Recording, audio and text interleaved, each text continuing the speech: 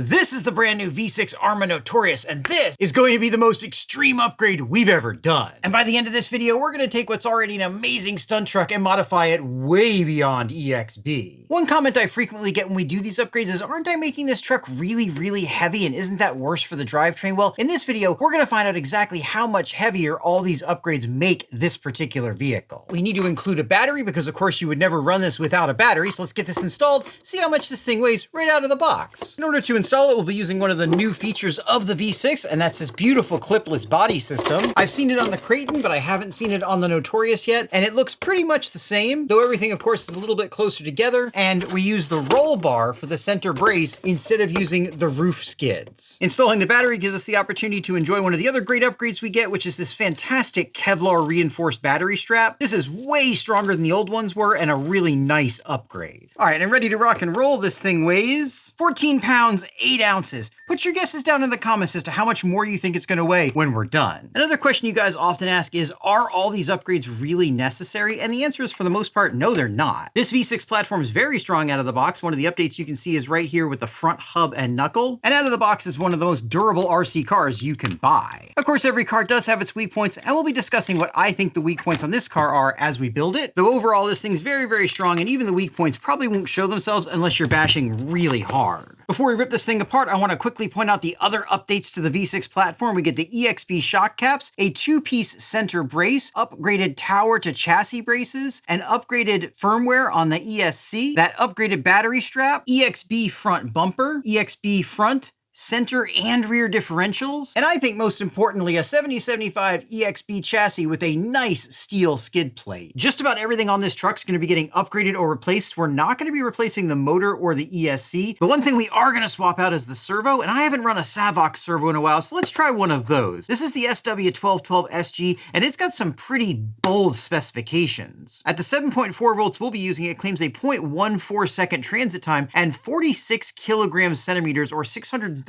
ounce-inches of torque. That's quite a bit, especially for a servo that isn't actually brushless. This is just coreless. One other spec this thing has is an IP67 waterproof rating. We're going to put that to the test in just a second, but before we do, I want to talk about what a kilogram centimeter or an inch ounce is. Torque is measured as a rotational force, and a kilogram centimeter is 1 kilogram of force a centimeter away from the center of rotation. An ounce inch, similarly, is 1 ounce at 1 inch away from the center of rotation. So if this is rated at 46 kilograms centimeters, that means it should be able to pick up 46 kilograms of weight 1 centimeter away from the center of this rotation. That's a pretty bold claim, and if it's true, it should be plenty for this car. But now I want to get into this IP67 rating. A lot of servos claim to be waterproof, but Savox has been around for a long time, and I trust their claims, but we need to test it. The 6 means this thing should be pretty much impervious to dust, so we're going to need some dust and dirt, and then the 7 means that this thing should be able to be submerged in water for up to 30 minutes, so we're going to need some water. Now this jar of muck should represent just about the worst case scenario, so let's get that servo in there, and we're going to come back to this in just a few minutes and take it apart. While that's soaking, we need to take this car apart, and that starts with taking every screw out of this chassis. Typically, I just put the screws back here, but they usually end up getting knocked over. Someone suggested putting them in a piece of cardboard, which is a great idea, but I'm going to take it one step further and use the new chassis to pre-punch holes in this cardboard so I know where the screws are supposed to go. Now, obviously, this is just a guide, so these don't have to be perfect, but I think pre-punching the holes will not only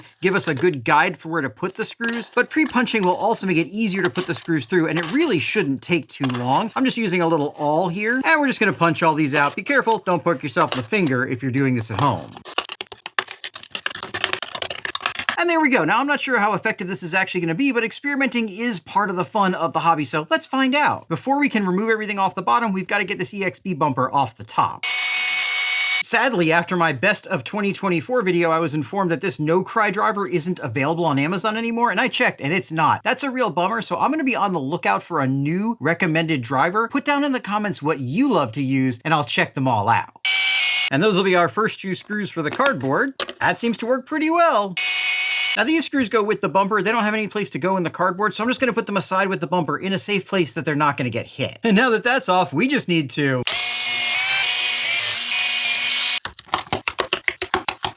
This rear skid is an example of something that probably doesn't need to be upgraded. This is steel, very thick, and works really, really well, but it's hard to argue with how good this looks. Of course, upgrades don't just come with a weight penalty. This will reinforce the rear of the chassis, but you're also giving up a little bit of rear ground clearance. Everything's gonna have its advantages and its disadvantages. And now we just need to...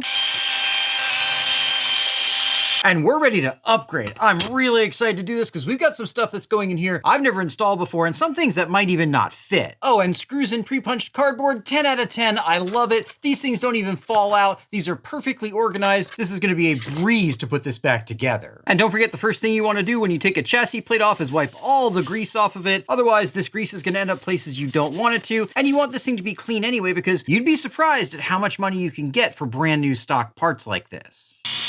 As a matter of fact, when we're done with this extreme upgrade, I'll show you all the stock parts we're left over with and tell you exactly how much I think you could get for them as a lot on eBay. Now, through carelessness when I upgraded the crate and I stripped out this screw, let's take this one off by hand and see if we can avoid doing that again. Oh yeah, no problem. I think I just didn't have the bit all the way inside the screw. That's one of the most common ways screws get stripped out, and I'm pretty sure that's what I did. And with that, the front, center, and rear modules just split apart. First thing we're gonna work on is this center module, and we've got a lot going on in here.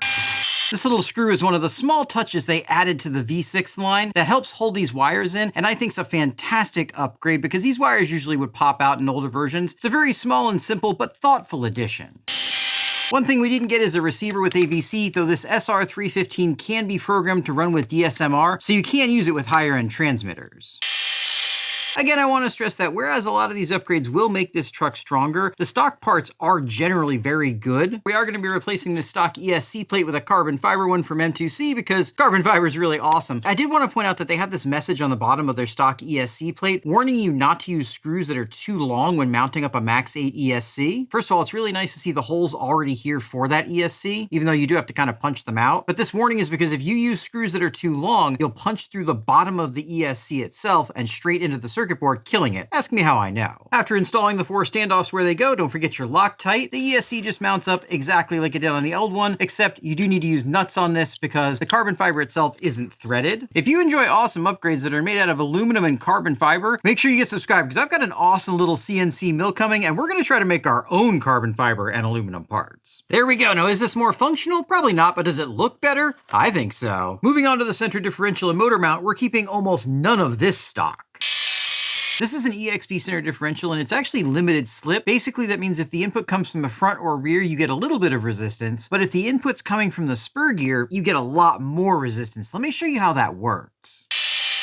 Pulling this apart, you can see that we have some discs inside here as well as gears. On either side, some of these discs are connected to this gear and some of them are connected to this gear or the housing. Because of the bevel nature of these gears, when they're being driven, they get pushed apart from each other. That force pushes the plates into each other, causing them to try to lock up. When the input to the differential is coming from either one of the output cups, these gears aren't actually being driven against each other, they're just sort of freewheeling. But when the input comes from the actual input of the differential, the gears are being driven, which causes them to press out against those plates, essentially trying to lock the differential up. That means you get more slip when you want it and less slip when you don't. I didn't just take this differential apart to show you how it works. We're going to be adding an aluminum differential case. Not only does this stiffen everything up, but this is better at handling heat, so it won't be as likely to melt the case under really high load situations, which we're definitely going to be putting this car under. As long as you have a hooked pick, taking this apart is pretty easy. You can usually get these gears out of here all in one piece, and then you just need to dig this side gear out. It can be stubborn sometimes. And then you also need to dig these side plates out of here. These side plates do have an up and a down, so just try to keep them in the orientation you get them out of here in for installation in the new case. Then there's just a little grub screw here that gives you access to get that pin out. And then the rest of it just comes apart. These aluminum cases are easier to assemble if you put this side in first and then put the middle part on. It just makes it so you don't have to go fishing around for the pins. Putting these plates in can be a little bit tricky, but if you're careful, you can get everything aligned and it should all just fit together. Once you've got all this lined up, just put the center housing on. Make sure none of these plates get locked underneath the center housing. It should just slip on there really, really easily, and then you should be able to spin the gear without any trouble. And now that you have practice with that, you can take it all back apart again because you forgot to put the bearing on. Then we put our 4 new screws in with some thread locker. Be really careful during this process not to get any differential fluid in these holes. It'll mess with the thread locker and your screws might back out. Throughout the process of doing any of these mechanical upgrades, keep testing to make sure nothing is binding, because if you make a mistake, you want to find out as quickly as possible. Now, with a little bit of care and luck, we should be able to put these gears back in as an assembly. There we go. I think Arrma recommends a maximum of 100K for these limited slip differentials, so I'm gonna go ahead and put some 1 million in here. Of course, if you're gonna do that, you're doing it at your own risk, and I don't recommend doing something that they tell you not to. And then make sure you clean up around the holes so no fluid goes down inside them. You really should put this bevel gear and plates in first and then put the spur gear on, but I'm gonna put it all together as an assembly. Again, you really probably shouldn't do it this way. And then as you can see, it's actually pretty free when driven from the front or rear, but when it gets driven from the spur, it nearly locks up. That's the beauty of the limited slip differential. And we're gonna be putting this upgraded center differential in this really nice M2C motor mount. This top plate isn't 100% compatible with the V6 cars, but it's close enough, I think we can make it work. There we go, that looks really good. One of the big reasons for the increased performance on the V6 cars is that they come with a 16-tooth pinion from the factory. I'm definitely curious to see how this motor handles the 16-tooth pinion with the added weight of the upgrades, though we are gonna give it a little bit of help. Now we just need to adjust the mesh, and this beautiful motor mount's ready to go. Last thing we're gonna upgrade on this module is the fan. This stock fan works just fine, but these rocket fans have a bit more spice, which should help with the added weight of the truck. These fans are louder, but they move a lot more air, and I found they're more durable. And plus, now it matches the center differential. Man, this module looks good. Let's move on. All right, guys, it's just about time to install this servo, so let me get this out of here, get it rinsed off, then we'll see just how waterproof it actually is. I do have high hopes for this servo. Again, Savox is generally really good quality. All right, as we can see, we do have O-rings on these screws. You can see that right there. That's a really good start. Now, pulling this bottom cover off, you can see that the wires don't actually go through there. And you can see they have a nice seal here all the way around, and it is bone dry inside this seal. We've got nothing in here, and you can see we've got a nice board here that's mounted directly to the brush servo, not flapping around in the breeze like we see on some other servos. Now let's pull this top cover off and see what kind of sealing we have in here. Again, we have O-rings on these screws, which is really nice to see. This is a mid-range servo from Savox. They've got ones that are higher end and lower end, but the power and speed this thing offers should make it appropriate for a build like this. All right, moment of truth.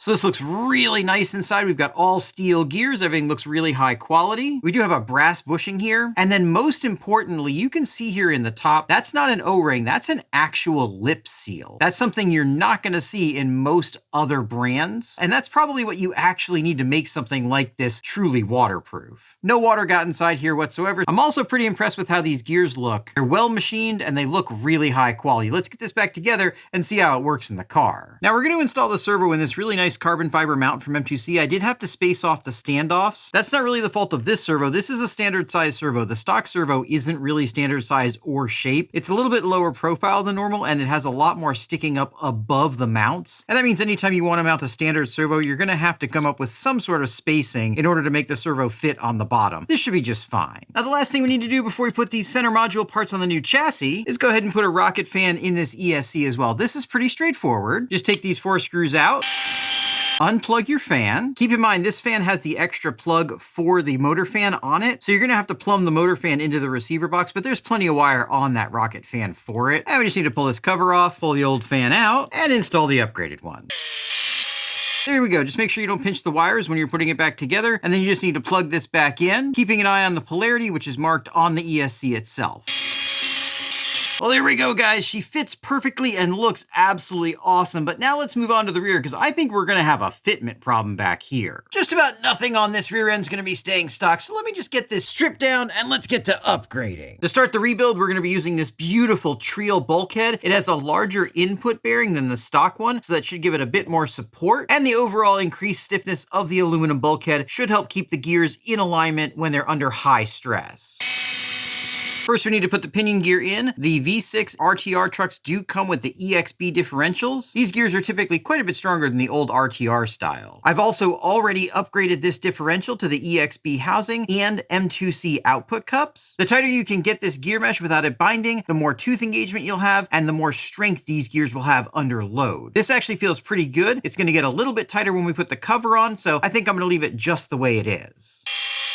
And now we'll double check this, and yeah, that feels just about perfect. A tiny bit of play, but no binding. I think that's gonna be great. To that, we're gonna be adding these M2C hinge pins and D and C blocks. These really help reinforce the arm mounting area. The downside is their additional stiffness, as well as the additional stiffness of the aluminum bulkhead, means that the arms are actually gonna be taking more stress, which could be a bad thing. In this case, we are gonna be running the RPM arms. I haven't really found that they're that much stronger than the stock arms, but we'll give them a try. I found on this platform, if there is a weak point, it's it's definitely those arms. If you're going to break something in a crash, that's probably what's going to break. But then again, the arms are fairly cheap and fairly easy to replace, so maybe it's not the worst weak point to have. I tend to get easily confused when swapping over arm hardware, so I like to do it one arm at a time. That allows me to line up where the screws go, because the RPM arms have quite a few options, and it's best to put the hardware back in where it came from.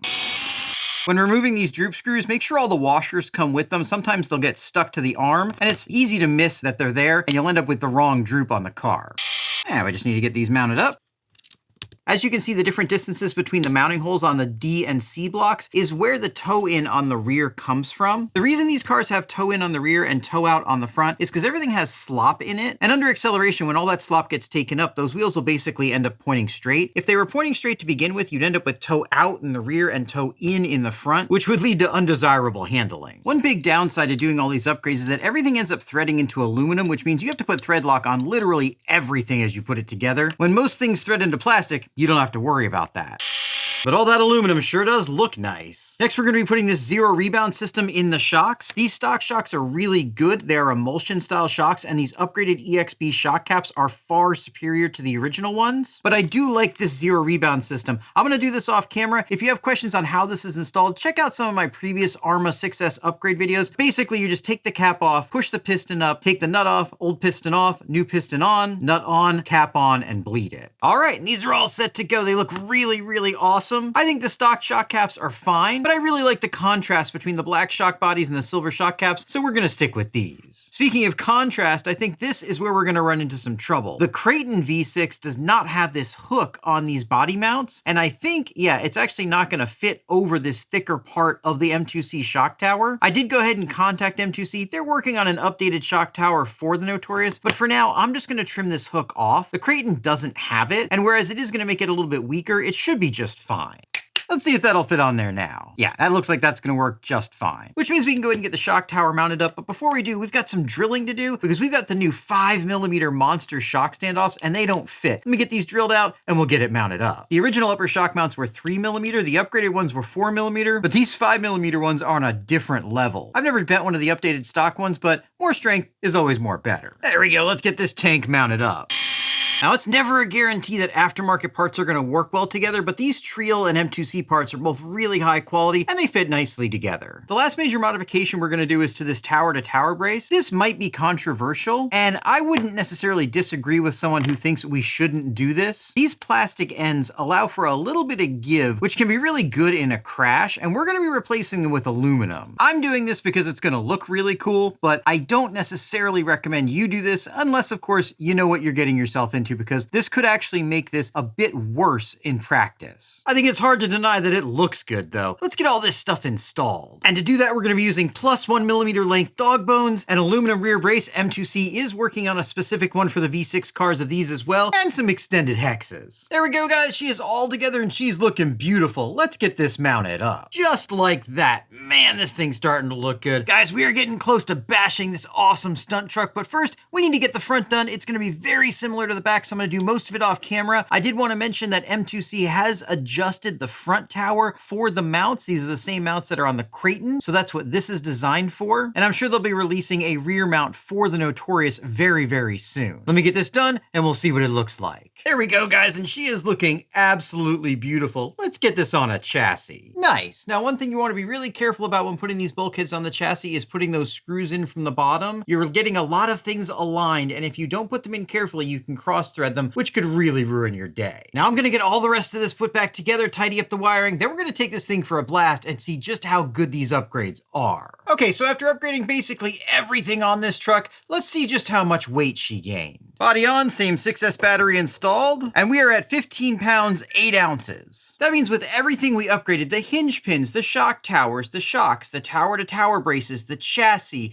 the electronics, the center differential, and everything else, we only gained 1 pound. That is a less than 7% weight increase, and we've upgraded essentially everything you can on this truck. Of course, that's just on this truck. Upgrades on different vehicles will affect them differently, but I think that's a pretty modest weight gain given everything we upgraded on this vehicle. But will those upgrades make this a better basher? There's only one way to find out.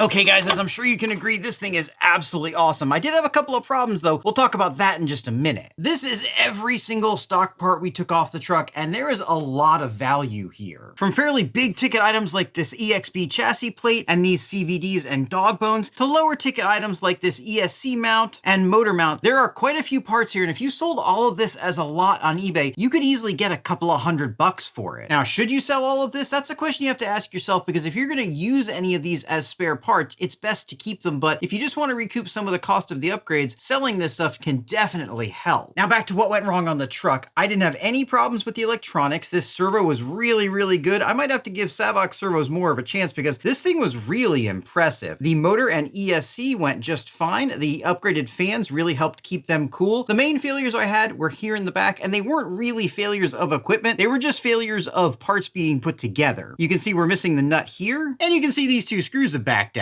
Those issues bring me to a tip that's critical if you're ever going to do a big build like this, or even a normal upgrade. You need to go back and check and make sure all your bolts and screws and nuts are tight, because I guarantee you, especially with a big upgrade like this, you will have forgotten something. Clearly, I didn't put thread lock on those two screws, and I think I might have just left this nut off altogether because I've never had one of these fall off before. My suggestion would be to run everything for maybe 5 minutes and then take a deep dive into it, nut and bolt everything, make sure everything is tight, because if something comes loose, there's a good chance it'll cause something else to break and cost you money. Overall though, this is an awesome stunt truck, and even in stock form is really good. These upgrades obviously took it to the next level. They weren't cheap, and I wouldn't recommend you do all of them unless you really just want to do an upgrade like this, but I had a blast doing this. I really enjoyed you joining me. We've got plenty more of these to come in the future, so if you enjoy these kinds of videos, make sure you get subscribed, then check out one of these.